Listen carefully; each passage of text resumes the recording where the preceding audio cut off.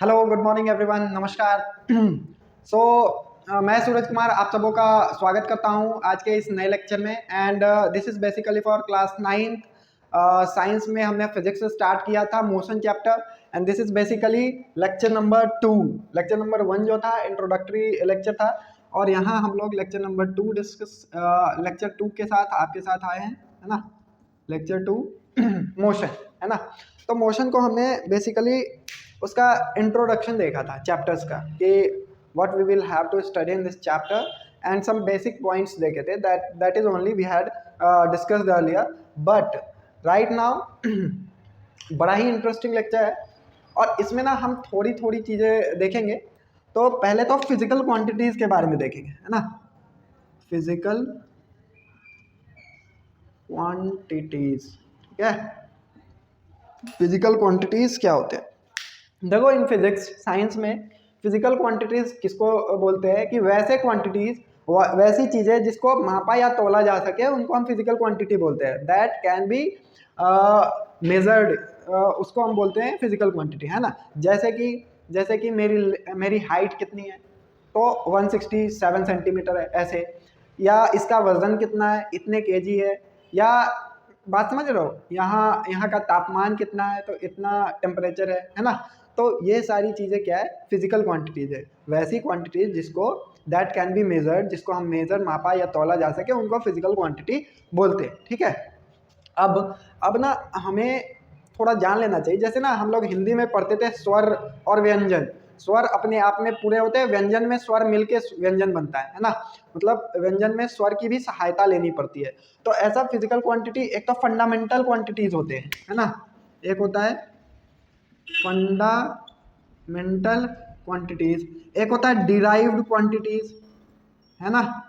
तो fundamental quantity क्या होते हैं? फंडामेंटल क्वांटिटी वैसी क्वांटिटी जो अपने आप में पूरे हैं, है ना। जो अपने आप में पूरे हैं, जिनको किसी की नीड नहीं है, वो खुद ही डिफाइन होते हैं, अपने आप में डिफाइंड है, पूरे हैं, उनको हम फंडामेंटल क्वांटिटीज बोलते हैं। जैसे जैसे लेंथ लेंथ मीटर, इसमें लेंथ का यूनिट, जैसे ऐसा यूनिट हो गया मीटर, तो लेंथ जो है फंडामेंटल क्वांटिटी है ना। टेम्परेचर केल्विन, तो ये फंडामेंटल क्वांटिटी है। लेकिन जैसे एग्जांपल देता हूँ डिराइव्ड की। डिराइव्ड में फंडामेंटल क्वांटिटीज का हेल्प होता है, मतलब फंडामेंटल क्वांटिटी से मिलके ही डिराइव क्वांटिटीज बने हैं। एज फॉर एग्जांपल, मान लो हम स्पीड की बात करते हैं। इस व्हीकल का स्पीड कितना है, तो हम बोलते हैं 20 मीटर पर सेकेंड। तो यहाँ पे देखो, ये जो स्पीड है, ये एक तो डिस्टेंस से बना है ना, मीटर जिसकी यूनिट है, और एक टाइम से बना है जिसका यूनिट सेकेंड है। हम ऐसे बोलते हैं ना कि स्पीड बराबर डिस्टेंस बाई टाइम। तो ये इस डिस्टेंस तो अपने आप में पूरा था, टाइम तो अपने आप में पूरा, ये फंडामेंटल्स है। लेकिन जब ये दोनों इस वे में जब मिला, देन ओनली स्पीड बना। मीन्स स्पीड जो होता है डिस्टेंस और टाइम के मिलने से बनता है, in this way. So speed जो है, वेलोसिटी जो है, तो स्पीड बराबर डिस्टेंस बाई टाइम, तो इनसे मिल के बना है ना। तो स्पीड एक डिराइव्ड क्वांटिटी है ना। इसका यूनिट क्या होगा, मीटर पर सेकेंड, है ना। तो अब देखो, सारी क्वांटिटीज को हम डिनोट करते हैं क्वांटिटेटिवली, कितना है उसका उसका अमाउंट बताते हैं। तो दो चीज़ होती है, जब भी हम किसी फिजिकल क्वांटिटी का बात करते हैं, तो उसमें दो चीज़ होता है। एक होता है उसका मैग्नीट्यूड, और दूसरा होता है डायरेक्शन हो भी सकता है और नहीं भी हो सकता है ना, वो डिपेंड करता है। तो इससे पहले, इसको डिस्कस करने से पहले हम थोड़ा सा जान लेते हैं कि वेक्टर क्या होते हैं और स्केलर क्या होते हैं, है ना। वेक्टर क्वांटिटीज क्या होते हैं, स्केलर। फंडामेंटल क्वांटिटी, जितने भी फिजिकल क्वांटिटी है, दो तरह के, कोई वेक्टर हो सकता है, कोई स्केलर हो सकता है। वेक्टर वैसे क्वांटिटीज होते हैं जिनमें मैग्नीट्यूड तो हो ही, साथ में डायरेक्शन भी हो। मतलब विदाउट डायरेक्शन वो अधूरे हैं। हमें उनको प्रॉपरली डिफाइन करने के लिए डायरेक्शन बताना उतना ही आवश्यक है जितना उनका अमाउंट बताना, मैग्नीट्यूड बताना। सो वैसों को बोलते हैं वेक्टर क्वांटिटी। स्केलर क्वांटिटी, जिनमें सिर्फ मैग्नीट्यूड होता है ना, जिनमें सिर्फ मैग्नीट्यूड होता है, डायरेक्शन नहीं होता, डायरेक्शन की नीड नहीं होती, डायरेक्शन बताने का कोई मतलब नहीं होता, उनको हम बोलते हैं स्केलर क्वांटिटी। जैसे एग्जांपल दूं, यहाँ का टेम्परेचर कितना है ना। यहाँ का टेम्परेचर कितना है, तो हम बताते हैं 20 डिग्री, 25 डिग्री सेल्सियस, है ना। जो भी टेम्परेचर, डायरेक्शन की नीड है क्या, हम बोलते हैं 20 डिग्री सेल्सियस ऊपर की ओर, या 24 डिग्री सेल्सियस नीचे की ओर, ऐसा कुछ बोलते हैं क्या? अपने आप में पूरा 20 डिग्री सेल्सियस बोल दिया, खत्म बात, है ना। हम बोले कि इस बंदे का, इस लड़के का हाइट कितना है, तो हमने बोला कि 165 सेंटीमीटर, है ना। तो उसके अलावा कोई डायरेक्शन बोला क्या? 165 सेंटीमीटर नॉर्थ की ओर, 165 सेंटीमीटर साउथ की ओर? नहीं ना, कोई ज़रूरत नहीं है, कोई मतलब नहीं है। तो ये सारी चीज़ें क्या है? स्केलर क्वांटिटी है। वेक्टर क्वांटिटी क्या है? वेक्टर क्वांटिटी जिनमें डायरेक्शन भी उतना ही इंपॉर्टेंट होता है। जैसे जैसे हमने बोला फोर्स लगाओ, है ना, कितने न्यूटन का? 5 न्यूटन का फोर्स लग रहा है ना, किसी भी चीज़ पे, तो किस और फोर्स लग रहा है? बात समझ में आ रही है? हियर वेक्टर क्वांटिटी में रिजल्ट जो होता है, outcome, depends upon magnitude as well as direction, because and here scalar quantity में रिजल्ट या आउटकम ओनली मैग्नीट्यूड अमाउंट पे डिपेंड होता है। एज फॉर एग्जांपल हमने बोला 5 न्यूटन फोर्स लगाओ इस पे, जस्ट फॉर एग्जांपल इस पे 5 न्यूटन फोर्स लगाओ, किधर लगाएं भाई? 5 न्यूटन इधर की ओर लगाएंगे तो इधर जाएगा, 5 न्यूटन इधर की ओर लगाएंगे इधर जाएगा, 5 न्यूटन इधर की ओर लगाएंगे इधर जाएगा, है ना। मतलब कि ये किधर जाएगा, इसका आउटकम, हमारे फोर्स का जो आउटकम है वो किस पे डिपेंड करता है? मैग्नीट्यूड पे तो डिपेंड करता है। 5 न्यूटन जितना ज़्यादा फोर्स लगाएंगे उतना ज़्यादा तेजी से भागेगा, उतना ज़्यादा एक्सेलरेट होगा, वो बात अलग है, लेटर ऑन पढ़ेंगे। बट जिधर फोर्स लगाएंगे उधर ही तो जाएगा। अगर हमें ये नीड है कि ये इस ओर चले तो हमें इसी ओर फोर्स लगाना होगा ना। तो यहाँ डायरेक्शन भी बताना उतना ही इंपॉर्टेंट है। दरवाजा कोई खोल रहा है, अंदर की ओर दरवाजा खुलता है, बट वो फोर्स बाहर की ओर लगा रहा है ना, तो उसका दरवाजा खुलेगा क्या? नहीं खुलेगा। सो यहाँ पे फोर्स लगाना, मैं बच्चे को बोलूंगा कि भाई 5 न्यूटन का फोर्स लगाओ अंदर की ओर, देन ओनली दरवाजा खुलेगा। अगर वो बाहर की ओर लगा रहा है तो बाहर की ओर तो दरवाजा नहीं खुलेगा, है ना। इसको मैं इधर की ओर करूंगा तो ये बोर्ड हिलेगा, अंदर की ओर करूंगा बोर्ड नहीं हिलेगा। Means what I am telling you here, in vector quantity direction is also important, very important, and we will have to point out the direction along with the magnitude in order to define it properly. But in a scalar quantity there is no need of any direction, no meaning of any direction. यहाँ पे बस magnitude मतलब amount होता है, means कितना है, बस यहाँ इतना ये होता है, और इधर कितना है और किस तरफ है, दोनों होती है ना। स्केलर क्वांटिटी कितना है, बस बात खत्म, और वेक्टर क्वांटिटी कितना है और किस तरफ है, ये दोनों ही मिल के डिफाइन करते हैं प्रॉपरली। तो कुछ क्वांटिटीज स्केलर होती है, कुछ क्वांटिटीज वेक्टर होती है, हम आगे देखेंगे, बहुत सारी क्वांटिटीज पे बात करेंगे, है ना।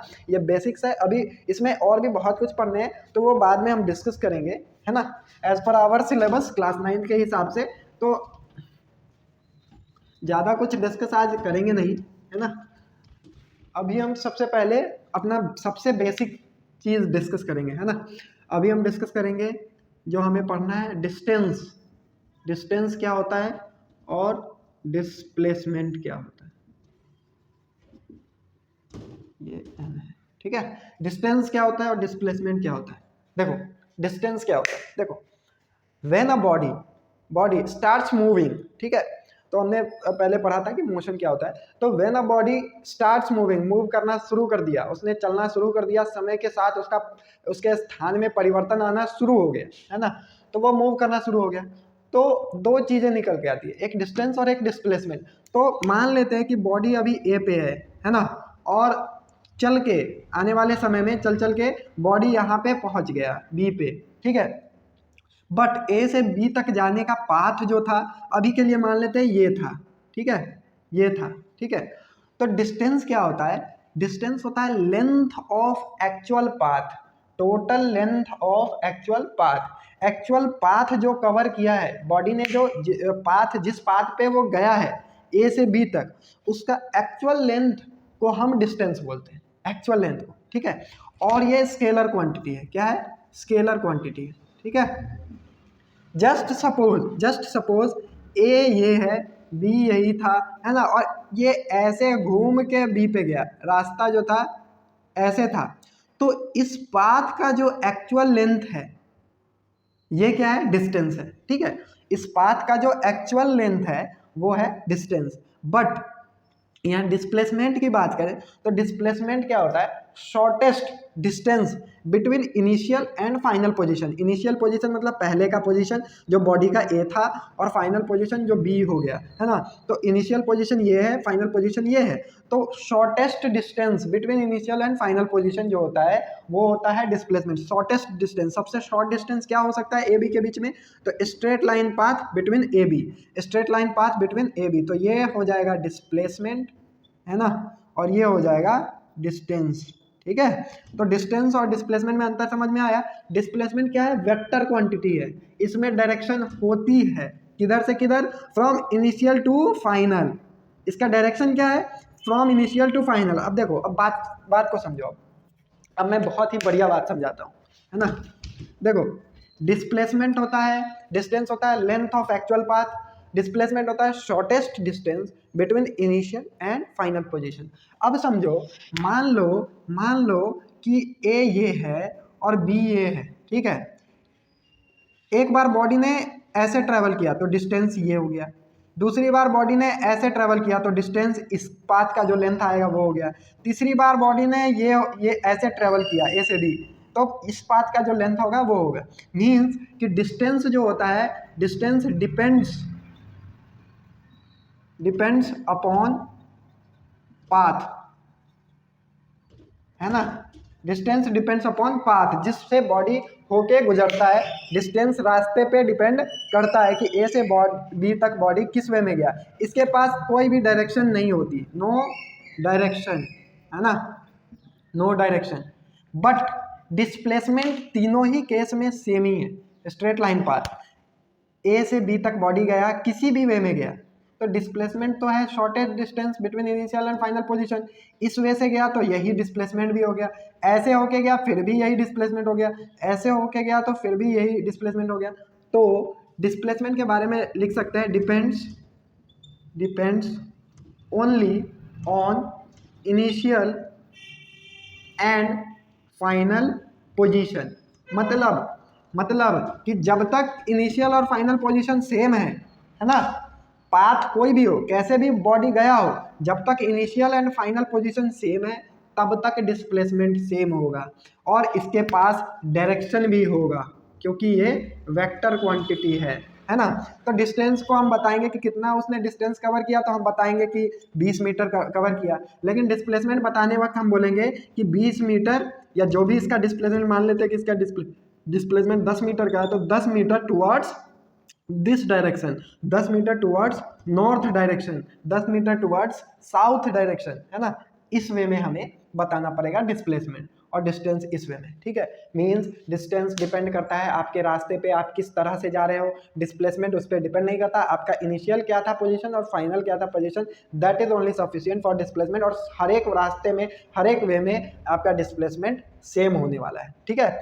उसके बाद अगर कोई बॉडी मूव कर गया, if a body moves then उसका distance, if a body moves then उसका डिस्टेंस, है ना, कभी भी जीरो नहीं होगा, कभी भी जीरो नहीं होगा। क्योंकि अगर उसने मूव किया है, चला है, तो कुछ ना कुछ तो चला होगा, नो मैटर किस वे में चला है, किस रास्ते पे चला है, क्या उसने पाथ लिया है ना, कुछ ना कुछ तो चला होगा। तो distance can never be zero for a moving object. कोई भी बॉडी जब मूव कर गया, उसने स्थान में परिवर्तन ले आया, तो डिस्टेंस तो कभी भी जीरो नहीं होगा। बट डिस्प्लेसमेंट कैन बी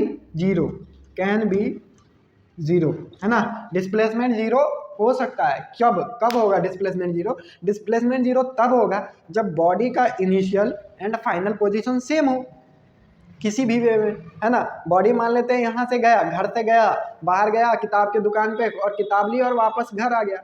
तो अगर हम घर से निकलने से लेके घर से आने तक का जर्नी को कंसीडर करें, तो इनिशियल पोजीशन भी घर ही था, फाइनल पोजीशन भी घर ही था। तो इनिशियल और फाइनल पोजीशन के बीच की दूरी जीरो हो गई, तो बीच की दूरी जीरो हो गई तो डिस्प्लेसमेंट हो गया zero. That means what I am telling you कि if a body starts from point A और ऐसे घूम के वापस यहीं पे आ गया, है ना, तो बॉडी का इनिशियल पोजीशन भी यही था, फाइनल पोजीशन भी यही था। तो इसका मतलब ये हो गया कि इनिशियल और फाइनल पोजीशन के बीच की दूरी जीरो हो गई, तो डिस्प्लेसमेंट जो हो गया जीरो हो गया। बट डिस्टेंस कुछ ना कुछ तो इसने ट्रैवल किया ही है है ना। तो डिस्टेंस कभी भी जीरो नहीं हो सकता फॉर अ मूविंग बॉडी, ठीक है। जो बॉडी मोशन में था उसके लिए डिस्टेंस कभी भी जीरो नहीं हो सकता। अच्छा, डिस्टेंस और डिस्प्लेसमेंट इक्वल कब हो सकते हैं, है ना। डिस्टेंस और डिस्प्लेसमेंट इक्वल कब हो सकते हैं, तो जब बॉडी स्ट्रेट लाइन पाथ पे चलता है, ए से बी पे गया सॉरी। सो बॉडी ए से बी पे गया, है ना, बॉडी ए से बी पे गया और स्ट्रेट लाइन पाथ पे गया, तो डिस्टेंस भी यही है और डिस्प्लेसमेंट भी यही है ना। Distance and displacement both are equal in this case when a body moves on a straight line path, then distance and displacement दोनों इक्वल होते हैं। अगर यही ऐसा होता बॉडी का पाथ, तो डिस्प्लेसमेंट ये हो जाता और डिस्टेंस इसका लेंथ हो जाता, जो भी होता। फिर बॉडी यहाँ से घूम के वापस यहाँ आ जाता, तो इसका डिस्टेंस तो ये होता बट डिस्प्लेसमेंट इसका जीरो होता, क्योंकि बॉडी ए से स्टार्ट हुआ और ए पे ही आ गया, तो फाइनल और इनिशियल पोजीशन जो है सेम है, दोनों के बीच की दूरी जीरो, तो जीरो तो डिस्प्लेसमेंट जीरो, है ना। सो डिस्टेंस क्या है, एक वेक्टर क्वांटिटी है, सॉरी डिस्टेंस क्या है, एक स्केलर क्वांटिटी है। डिस्प्लेसमेंट क्या है, एक वेक्टर क्वांटिटी है। डिस्टेंस एक्चुअल पाथ जो होता है उसका लेंथ होता है, बॉडी जिस पाथ पे एक्चुअली गया है उस का, बट डिस्प्लेसमेंट एक्चुअल पाथ नहीं होता, only initial and final position के बीच का शॉर्टेस्ट डिस्टेंस जो होता है वो डिस्प्लेसमेंट होता है, स्ट्रेट लाइन डिस्टेंस, है ना। डिस्टेंस पाथ पे डिपेंड करता है बट डिस्प्लेसमेंट पाथ पे डिपेंड नहीं करता, वो बस इनिशियल और फाइनल पे डिपेंड करता है। जब तक इनिशियल पोजीशन और फाइनल पोजीशन सेम है तब तक डिस्प्लेसमेंट सेम है। इसके पास डायरेक्शन नहीं होती, डिस्प्लेसमेंट के पास डायरेक्शन होती है। इसको फुल्ली डिफाइन करने के लिए इसका मैग्नीट्यूड, जो इसका अमाउंट है, कितना मीटर कितना किलोमीटर, उसके साथ साथ इसमें डायरेक्शन बताना नीड नहीं है, बस मैग्नीट्यूड से काम हो जाता है। और इसमें magnitude as well as direction बताना पड़ेगा कि बॉडी का डिस्प्लेसमेंट 20 मीटर है टुवर्ड्स नॉर्थ, या 20 meter towards this direction, 20 meter towards north east, जो भी है डायरेक्शन बताना कंपलसरी है, मतलब fully in order to define it properly, है ना। और उसके बाद डिस्टेंस डिस्प्लेसमेंट इक्वल कब हो सकता है, when a body is on straight line path. Straight line path पे जब बॉडी मूव करता है ए से बी पर, तो डिस्टेंस और डिस्प्लेसमेंट सेम होता है। डिस्टेंस कभी भी जीरो नहीं हो सकता but displacement can be zero when initial and final position are same. Body जहाँ से शुरू हुआ वहीं पे आके ख़त्म हो गया, वहीं पे आके रुक गया, तो इनिशियल और फाइनल पोजीशन सेम है, उनके बीच की दूरी जीरो है और बॉडी का डिस्प्लेसमेंट जीरो है ना।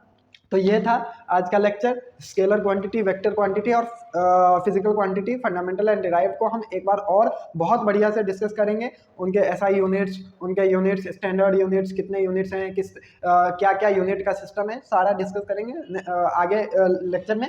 अभी के लिए डिस्टेंस डिस्प्लेसमेंट था, है ना, ये सेकंड है और मोस्ट इंपॉर्टेंट है, आपको ये समझना है, बेसिक्स है, तो इस पर ध्यान दो। अपना स्टडी को मतलब कंटिन्यूअसली आप स्टडी करो प्रॉपरली, सीरियसली, है ना, और आपका सिलेबस बढ़िया से हो, आपका हम भी सिलेबस करवाएंगे और ये काफ़ी हेल्पफुल होगा, तो आप बने रह सकते हैं। And thereafter those students जो हमारे साथ ऑफलाइन जुड़ना चाहते हैं, यहाँ पे फिजिकली क्लास अटेंड करना चाहते हैं, है ना, वो भी आ सकते हैं। हमारा इंस्टीट्यूट कृष्ण विहार में है, कृष्ण विहार न्यू दिल्ली। यहाँ पे सारे बच्चे जो 9th 10th और खासकर जो कॉम्पिटिटिव में इंडियन आर्म फोर्सेस का प्रिपरेशन करते हैं, एनडीए, सीडीएस, एफकैट, वो भी जुड़ सकते हैं, 9th 10th के बच्चे भी जुड़ सकते हैं। तो ओवरऑल प्रॉपर इंस्टीट्यूट है, आप ऑफलाइन भी जुड़ सकते हैं। आपका स्वागत है और आज का लेक्चर समाप्त हुआ, तब तक के लिए धन्यवाद और फिर मिलेंगे नेक्स्ट लेक्चर में। Thank you so much, bye bye.